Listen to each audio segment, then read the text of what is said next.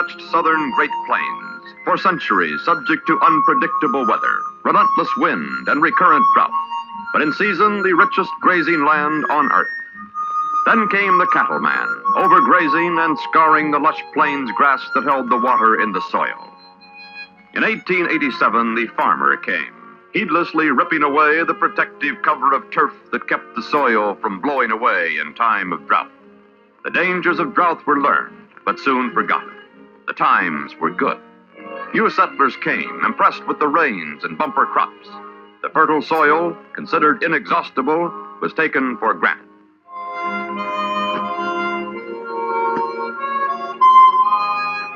Thousands poured into the plains to grab what they could from the soil.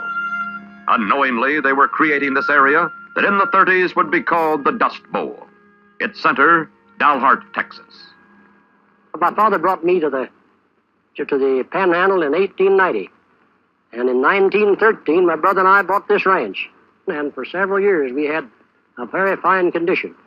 But the farmers came here in the 20s, long about, I'd say about 27 or 28, they began to buy this land and break it up and plant it into crop, in corn.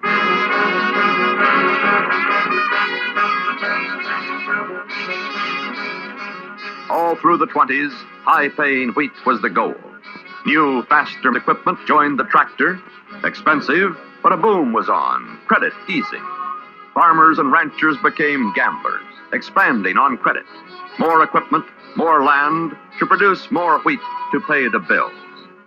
As farms became mechanized wheat factories, non-resident suitcase farmers rushed in and out for quick killings, carving out millions of acres of green pasture land, never minding the cost.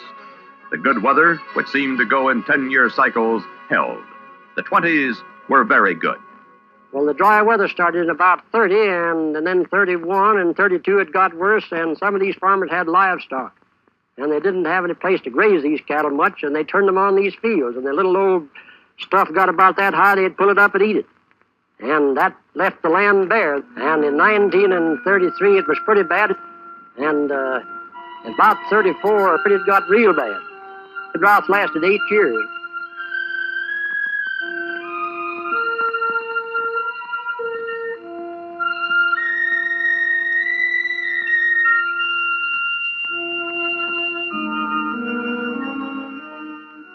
Man's greed and years of careless cultivation now took their toll. The uncovered earth had given all it had to give. It could give no more.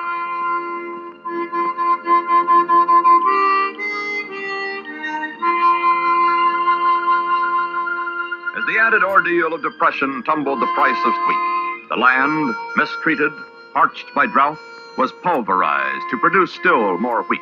A futile race with the creditor, creating only dust, ready to blow.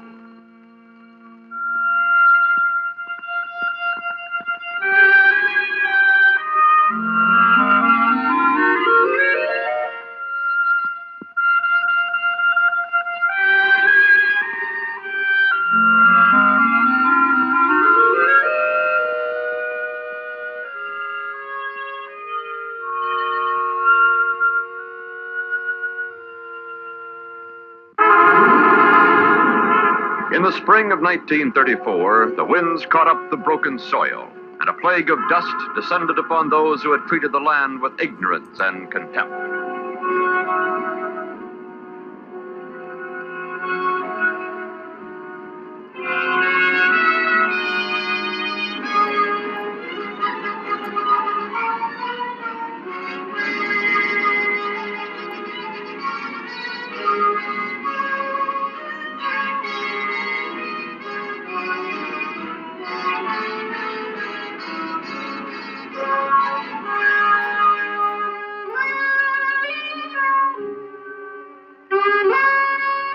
Clouds of dust billowed up to 15,000 feet in the air, shutting off the sun, eventually turning day into night.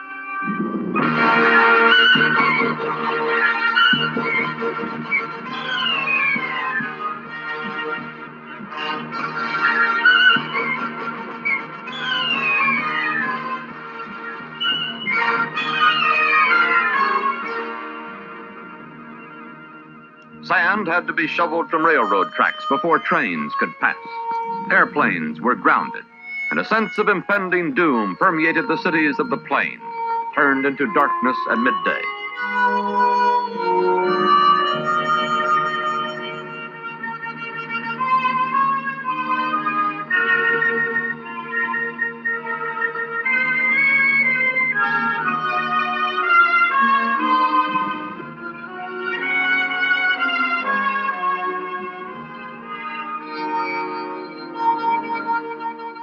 The topsoil of the country was blowing away, withering vegetation from millions of acres of farmlands, choking the air so that it was painful to breathe without a damp cloth over nose and mouth.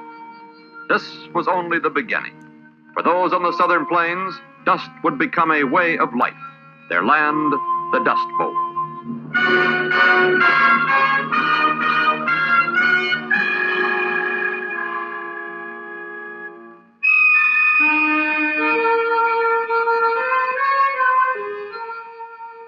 I lived here during the terrible Dust Bowl days.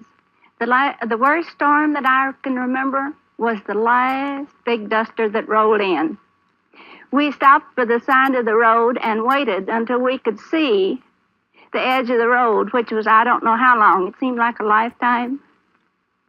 We drove on home, and we found out when we got out we were so short on oxygen we could hardly stand up. And when we got in the house and turned on the light, I told my husband, I said, "Bandit, you can take off your mask now. The sheriff won't be out tonight."